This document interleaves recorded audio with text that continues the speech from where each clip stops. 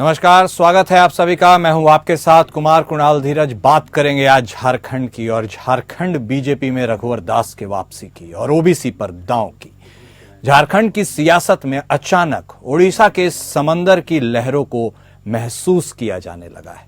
रघुवर दास के राज्यपाल पद से इस्तीफे के बाद सियासी लहरें अब ओडिशा की तटों को तोड़कर बाहर निकल चुकी हैं। अब यह लहर दिल्ली से टकराएगी या फिर झारखंड की तट से, यह देखना बेहद दिलचस्प होगा।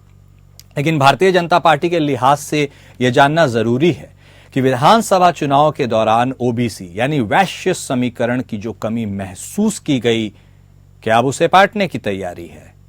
दरअसल झारखंड विधानसभा चुनाव के बाद विपक्ष में बैठी बीजेपी की राजनीति साइलेंट मोड में चल रही थी। लेकिन अचानक ओडिशा के राज्यपाल पद से रघुवर दास के इस्तीफे देने की खबर जैसे ही फैली, भारतीय जनता पार्टी में उनके एक्टिव एंट्री की घंटियां तेजी से गूंजने लगी। चर्चा ये तेज हो गई कि रघुवर दास जैसी शख्सियत को पार्टी दिल्ली में संगठन का कोई बड़ा पद देगी या फिर वह झारखंड की राजनीति का हिस्सा बनेंगे। वहीं दूसरी तरफ इस बात से भी इंकार नहीं किया जा सकता कि झारखंड विधानसभा चुनाव में बीजेपी को अपने ओबीसी वोट बैंक का नुकसान झेलना पड़ा था, क्योंकि अपनी कैडर जाति वैश्य और कुड़मी समाज का वोट भी बीजेपी में शिफ्ट नहीं हो सका था। बताया गया कि पार्टी में वैश्य समाज का कोई बड़ा चेहरा नहीं था। चुनाव में बीजेपी ने वैश्य समाज से कुल 9 चेहरों को टिकट दिया था, जिसमें 5 को जीत मिली और 4 को हार। ऐसे में चर्चा यह भी है कि रघुवर दास को झारखंड भारतीय जनता पार्टी के अध्यक्ष पद की जिम्मेदारी दी जा सकती है। रघुवर दास को लेकर संभावना और समीकरण के लिहाज से इसलिए भी इसे बल मिल रहा है कि अगर बाबूलाल मरांडी को नेता प्रतिपक्ष पद के लिए चुना जाता है, तब सदन में एक तरफ एसटी का चेहरा मजबूत होगा, वहीं प्रदेश कप्तान के तौर पर रघुवर दास के रूप में सबसे बड़ी ओबीसी चेहरे को भी एक साथ साधा जा सकता है।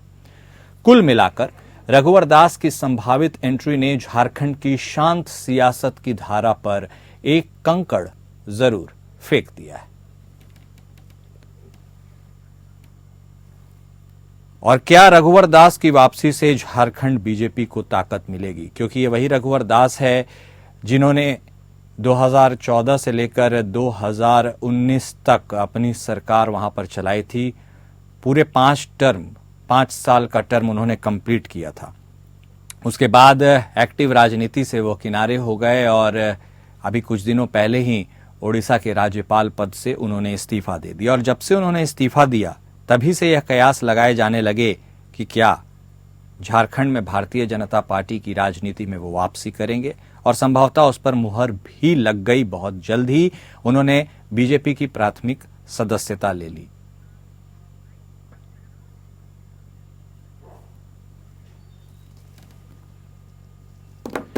तो रघुवर दास कि फिर से झारखंड की सियासत में एंट्री क्या मायने रखती है? झारखंड में अभी विधानसभा चुनाव संपन्न हो गए, नई सरकार का गठन हो गया है, तो रघुवर दास की अभी वापसी क्या आने वाले यानी भविष्य में 5 साल के बाद वहां की चुनावी जमीन को मजबूत करना है? इस पर आज हम चर्चा करेंगे। बातचीत को आगे बढ़ाते हैं। हमारे साथ हमारे खास मेहमान जुड़ चुके हैं। हमारे साथ झारखंड मुक्ति मोर्चा की तरफ से बतौर प्रवक्ता नीलम मिश्रा जी जुड़ चुके हैं, तो वहीं भारतीय जनता पार्टी की तरफ से बतौर प्रवक्ता विजय चौरसिया साहब जुड़ चुके हैं। सबसे पहले शुरुआत चौरसिया साहब आप ही से करते हैं। बात आप ही के पार्टी की हो रही है और आपके पार्टी के एक दिग्गज नेता की हो रही है, जो पूर्व मुख्यमंत्री हैं और अब पूर्व राज्यपाल भी। लेकिन सबसे पहला सवाल चौरसिया साहब, और इम्पोर्टेंट यह भी है कि एक व्यक्ति जिनका नाम रघुवर दास है, जब वो एक्टिव पॉलिटिक्स से साइडलाइन हो गए, किनारे हो गए, अपनी इच्छा से छोड़ा या जो भी कारण हो, वह राज्यपाल बन गए, माना जाता है कि उसके बाद फिर से पॉलिटिक्स में एंट्री लोग कम ही करते हैं। ऐसी क्या जरूरत महसूस हो गई कि आपको फिर से रघुवर दास को पार्टी ज्वाइन करवानी पड़ी, जो आराम से राज्यपाल की भूमिका उड़ीसा में निभा रहे थे? चौरसिया साहब देखिए, भाजपा बहुत बड़ी पार्टी है और विश्व का सबसे बड़ा संगठन है, आप जानते हैं। वो अपनी चीजों को अपने तरीके से सजाते रहती है। और एक बात आपको दिखी होगी इसमें कि हमारे जो बड़े से बड़े लीडरान है, वो पार्टी के प्रति पूरे निष्ठावान रहते हैं और पूरे समर्पण भाव से जो दायित्व दिया जाता है उस दायित्व का निर्वाह वो करने के लिए हमेशा तैयार रहते हैं। और आपने कहा कि ऐसा पहली बार नहीं हुआ। आपको याद होगा दिल्ली की मुख्यमंत्री शीला दीक्षित, जिसको केरल का राज्यपाल बनाया गया था और फिर से राज्यपाल का पद हटा करके सक्रिय राजनीति में लाया गया था मोबाइल नंबर लिखे।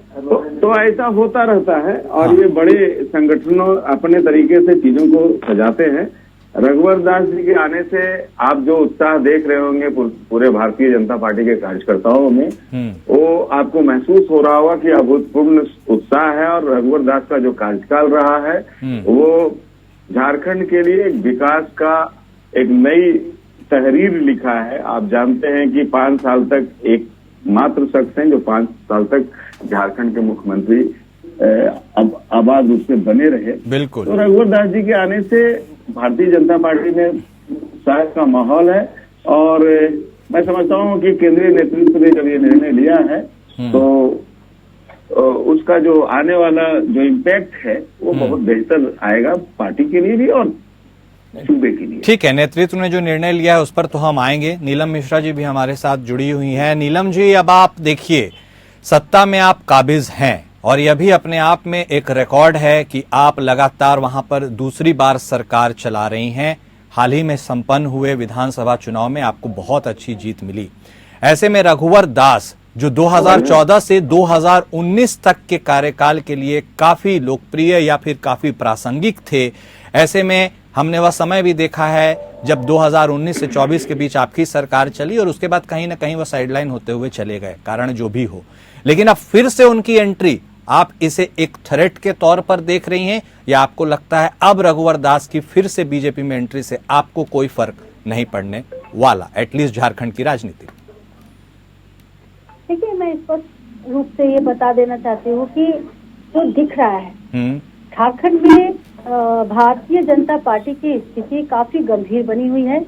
भारतीय जनता पार्टी अभी अपनी अस्तित्व की लड़ाई लड़ रही है, क्योंकि जो लोकसभा चुनाव का जो परिणाम आया या विधानसभा चुनाव का जो परिणाम आया, भारतीय जनता पार्टी का मतलब जमीन हिल चुका है झारखंड की। तो यही फॉर्मूला है ये तक कि अब और क्या, आगे और क्या। तो उसी में है कि रघुवर दास जी को ला करके फिर से एक बार ट्राई किया जाए। देखिए, ये लोग बोलते हैं ना कि ये लोग नया नया प्रयास करते हैं, नया नया उपयोग करते हैं। ये उपयोग, ये प्रयोगशाला ये झारखंड नहीं है। ये झारखंड को प्रयोगशाला बना करके इन लोगों ने 25 साल से रखा है।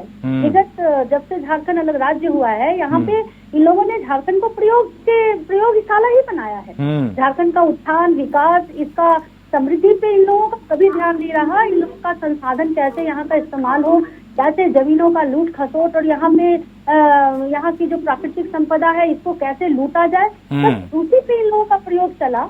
और आप देखिएगा, जहाँ तक राजनीतिक स्थिति की बात है, रघुवर दास जी का आना अगर इतना ही प्रभावपूर्ण रघुवर दास जी का व्यक्तित्व होता तो 2019 का चुनाव इतने गंदे तरीके से रघुवर दास जी नहीं हारते। वो ना अपनी सरकार को बचा पाए मुख्यमंत्री रहते हुए, सरकार को छोड़ दीजिए, उनको खुद का अपनी सीट बचाना दुर्लभ हो गया, उनको हार का सामना करना पड़ा। और अभी ये उत्साह की बात कर रहे हैं हमारे बीजेपी के प्रवक्ता कि बहुत उत्साह है भारतीय जनता पार्टी में रघुवर दास जी के आने के बाद। आपको मैं याद दिला दूं कि 2019 का चुनाव जब रघुवर दास जी हारे थे, उनके नेतृत्व में जब चुनाव हारा था, तो रघुवर दास जी पे जो गाली गलौज भारतीय जनता पार्टी के लोग कर रहे थे और उसके जाने से जो इन लोगों के चेहरे पे जो खुशी दिख रही थी कि आज आपको मैं क्या बताऊं। तो ये लोग रंग बदलने वाले, दल बदलू, रंग बदलू, तो कुछ भी बोलिए बहुत कम होगा इन लोग के लिए। और ये प्रयोगशाला जो यहाँ पे बनाए हुए हैं, कोई काम नहीं आने वाला है। इन लोगों ने सोरेन परिवार से डर करके सीता सोरेन को यहाँ से ले जाने का काम किया कि सोरेन परिवार टूट जाएगा। क्या हो गया, सीता सोरेन जी खुद का अस्तित्व की लड़ाई लड़ रही है। आज वो विधानसभा अपना सीट भी नहीं बचा पाई। भारतीय जनता पार्टी को क्या लाभ मिला, वो तो भारतीय जनता पार्टी ही देख रही है। उसके बाद वह कोल्हान के टाइगर को लेकर के चले गए कि कोल्हान का टाइगर अगर आ जाएगा तो हमारा कोल्हान का सारा सीट हमको मिल जाएगा। आज ऐसा है कि SC की सारा जितनी भी सीटें थी, सारी की सारी सीटें आज हम लोगों के जेब में है। हम झारखंड मुक्ति मोर्चा और गठबंधन के खाते में है। तो देखिए, ये जो है तोड़ मरोड़ करके इनके पास अपना ना नेता है, इनका अपना ना कोई वर्चस्व है। अगर आप आदिवासी नेता की बात करें तो आदिवासी नेता तो अर्जुन मुंडा भी थे, आदिवासी नेता तो बाबूलाल मरांडी भी थे, तो फिर इनको कोल्हान के टाइगर चंपई सोरेन की जरूरत क्यों पड़ गई, सीता सोरेन की जरूरत क्यों पड़ गई, गीता कोड़ा की जरूरत क्यों पड़ गई? तो ये खोखला है। ठीक है, समझ गए। ठीक है मिश्रा, नीलम जी आपका बात समझ गए। लेकिन चौरसिया साहब देखिए, एक बात तो है ना, ये बात तो माननी ही पड़ेगी, महाराष्ट्र में आपने बहुत अच्छी जीत दर्ज की, लेकिन झारखंड में आपकी दाल नहीं गली। और जिस ओर इशारा कर रही थी नीलम जी, वो बात भी स्पष्ट है कि हमने देखा है 2019 में जब आपके सिटिंग सीएम उस वक्त के रघुवर दास साहब चुनाव हारे, वह भी यदि मैं गलत नहीं हूं तो संभवतः सरयू राय जी से वो चुनाव हारे थे, वो एक निर्दलीय के तौर पर लड़े थे। उसके लिए आपने जो भारतीय जनता पार्टी की हार हुई थी, आप चाहे आप माने ना माने, यह ठीकरा फोड़ा गया था रघुवर दास जी के ऊपर कि भाई आपके वजह से आप खुद अपनी सीट बचा नहीं पाए और आप चुनाव हार गए। इसका मतलब अब वो मेन एक्टिव पॉलिटिक्स से कहीं ना कहीं बीजेपी से वो साइडलाइन हुए थे। तो उस समय की स्थिति और अब की स्थिति में क्या अंतर है? क्या आपको लगता है झारखंड से बड़े चेहरे को तोड़ने के बावजूद, जेएमएमसी हम बात कर रहे हैं, चंपई सोरेन आए, कई लोग आपके पाले में आए, लेकिन आपको कुछ इफेक्ट नहीं मिला उसको लगता है कि अब उसको कॉम्बैट करने के लिए आप वापस फिर से अपने वही पुराने चेहरे आपके लिए प्रासंगिक बन गए हैं, या फिर जो वोट बैंक है वैश्य जो आपके साथ इस बार नहीं जुड़ा, उसके लिए भी यह बेचैनी? देखिए, सबसे पहले ये मैं बात बता दूं कि रघुवर दास जी एक सफल मुख्यमंत्री रहे हैं और झारखंड के प्रथम मुख्यमंत्री रहे हैं जो उन्होंने 5 साल कार्यकाल पूरा किया। बिल्कुल स्पष्ट है। चुनाव में हार जीत लगा रहता है और यही लोकतंत्र की खूबसूरती है। हम ये दम्भ नहीं भरते कि हम ही हमेशा रहेंगे, ऐसा दम्भ हम नहीं भरते। और हम विश्व स्तर के संगठन है। झारखंड एक राज्य जरूर है जहां हम चुनाव हारे हैं, लेकिन मैं आपको बता दूं कि हमने 59 लाख वोटें प्राप्त की है। 59 लाख मतदाताओं ने भारतीय जनता पार्टी पे विश्वास जताया है। तो ऐसे में आप खुश हैं अगर इंडिया गठबंधन के लोग रघुवर दास जी के आने से कोई लाभ नहीं होना है, उन्हें ही उल्टा लाभ होना है, तो मैं इसमें कोई कोताही नहीं बरतता। मैं उनको खुश होने देना चाहता हूं। अभी कोई चुनाव नहीं है या अभी कोई चुनावी फैसला नहीं है कि हम चुनाव को मद्देनजर रखते हुए चेहरों को बदल रहे हैं या चेहरों को ला रहे हैं। चौरसिया साहब, लेकिन आपको टोकूंगा, थोड़ी सी देर हो गई कि आपको रघुवर दास को लाते लाते। यदि चुनाव के पहले ऐसा कुछ किया गया होता तो शायद बेहतर होता। बताता हूँ। हाँ, नीलम जी चूंकि उस पार्टी की प्रवक्ता है जो घराना चलाता है, जिस पार्टी की एक परिवार चलाता है। भारतीय जनता पार्टी की चीजों को नीलम जी को समझ में नहीं आएगी, ऊपर जाएंगी। और चूंकि उनको झारखंड में ही उछल कूद करना चाहिए और कुछ तो है नहीं उनका, तो हम उनसे कतई अपनी तुलना नहीं करते।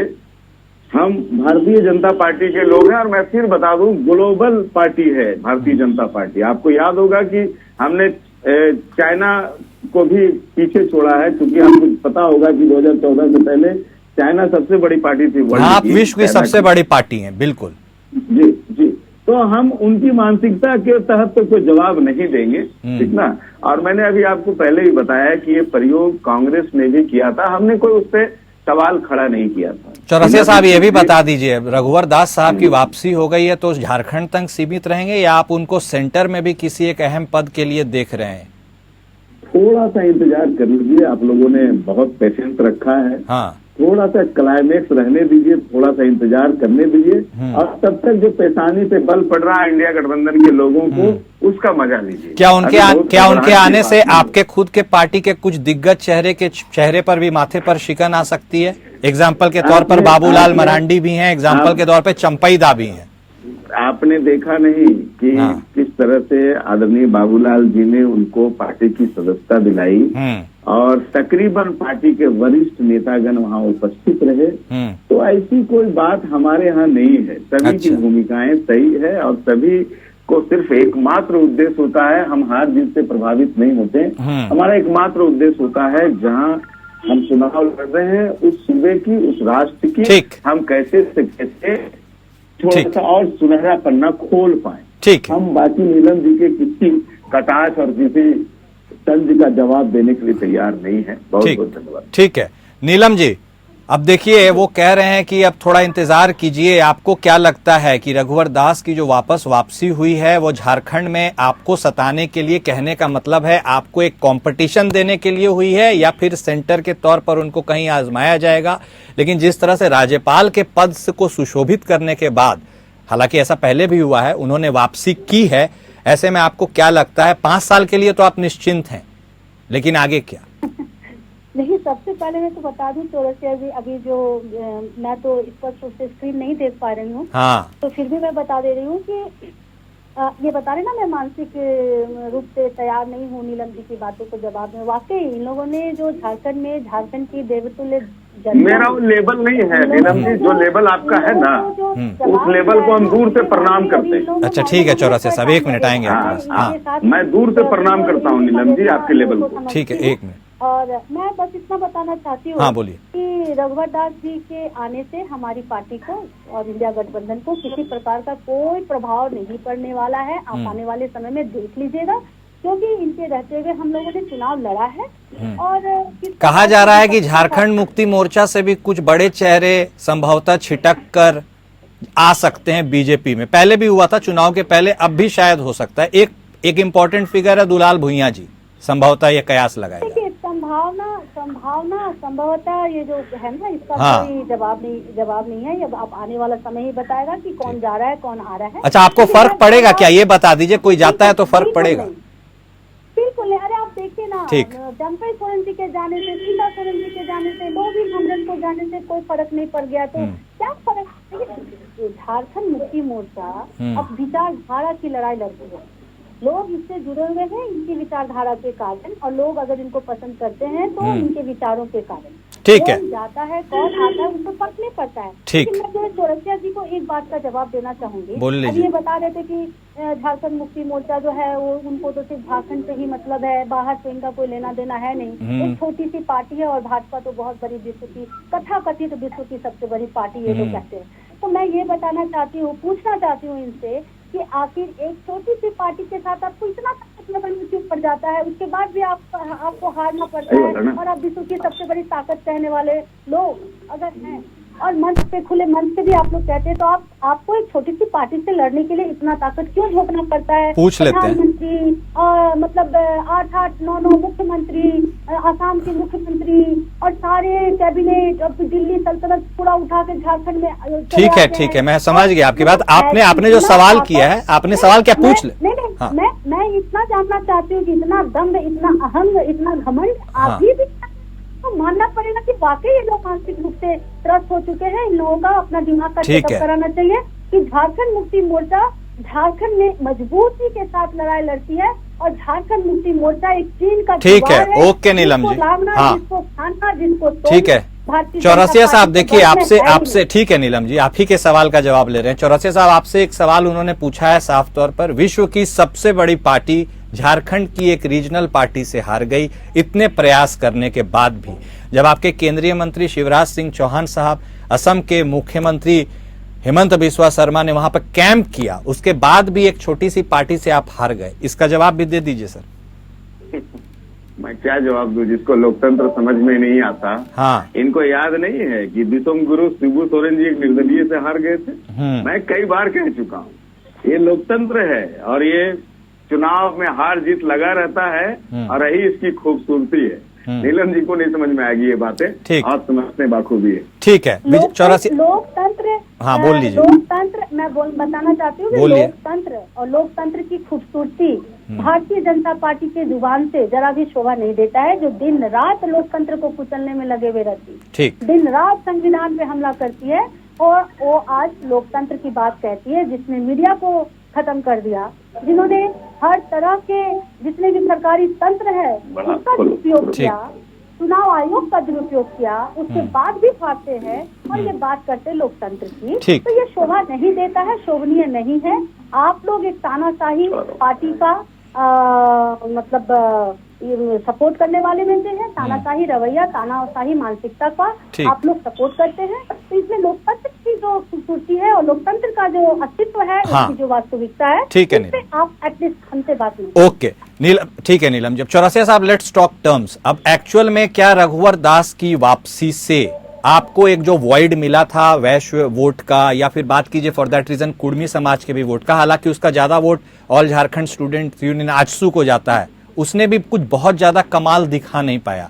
अब आपको लगता है कि रघुवर दास साहब के वापस आने से जो ओबीसी कैटेगरी है, ओबीसी वर्ग है, जो आपसे कहीं ना कहीं छिटका सा महसूस हुआ है इस बार, उसे आप वापस से भारतीय जनता पार्टी में जोड़ लेंगे? क्योंकि वो आप ही का तो वोटर रहा है यदि उसे देखा जाए कायदे से तो। कोई छिटका नहीं है। मैंने आपको बताया ना कि हमने 69 लाख वोट प्राप्त किया, हमारा वोट प्रतिशत बढ़ा है। लेकिन कभी कभी क्या होता है कि आप उसको सीटों में परिवर्तित नहीं करते।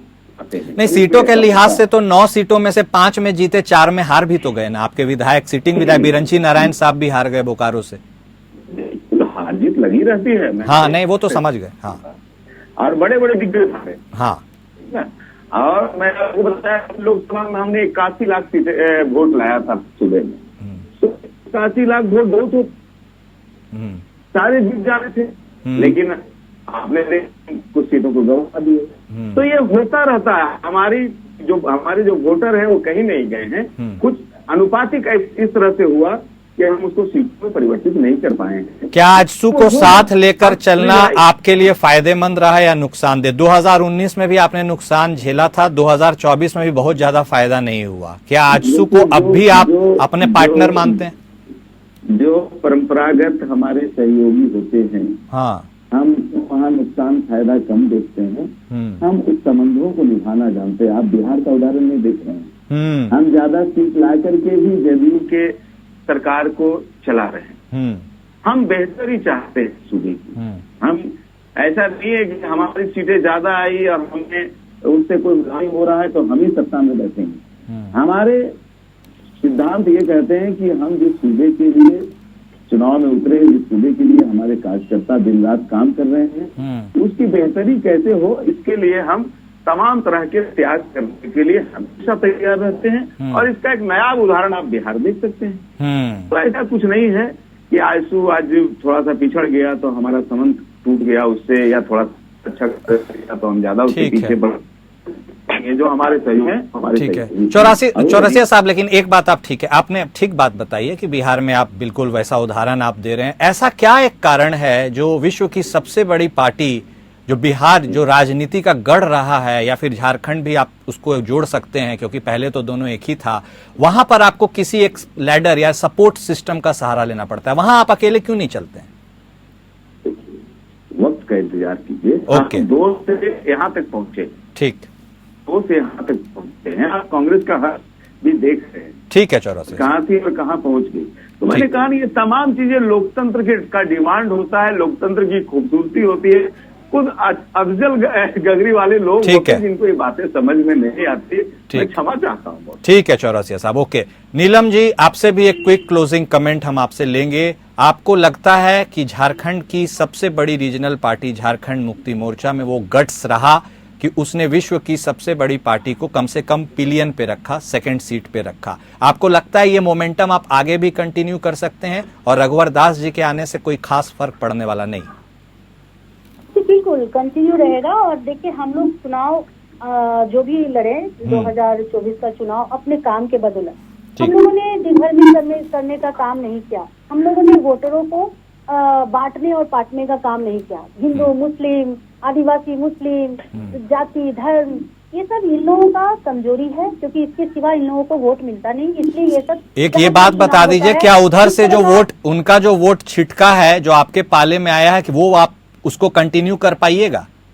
बिल्कुल बिल्कुल। आपको देखिए, आने वाले समय में आपको जो अभी रेशियो दिख रहा है 2019 के तुलना में, 2024 का चुनाव हम लोगों का बहुत अच्छा रहा, आगे और भी अच्छा रहेगा। और मैं आपको बता दूं, ये थोड़ा सा समझने वाली बात है। अभी चौरसिया जी बता रहे हैं हम लोगों को लाखों वोट मिली है, 84 लाख या कितना लाख की बात कर रहे हैं। आप सोचिए कि किस प्रकार से ये लोग किस प्रकार से खुद को, मतलब खुद भी दिग्भ्रमित है, लोगों को भी दिग्भ्रमित करते हैं।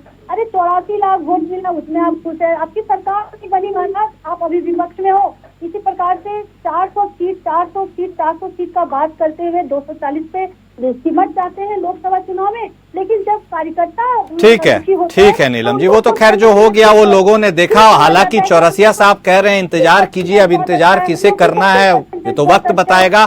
खैर, आप दोनों खास मेहमान हमारे साथ जुड़े, आपने अपना वक्त दिया, इसके लिए आपको शुक्रिया। तो झारखंड में क्या फिर से ओबीसी का जो पिटारा है वो रघुवर दास के आने से खुल गया है? क्या फिर से रघुवर दास झारखंड बीजेपी की कमान संभालेंगे? वक्त के बाद, कुछ समय के बाद संभवतः पता चल जाएगा, लेकिन रघुवर दास अभी भी प्रासंगिक हैं। मेरे साथ इस खास पेशकश में फिलहाल इतना ही। नमस्कार।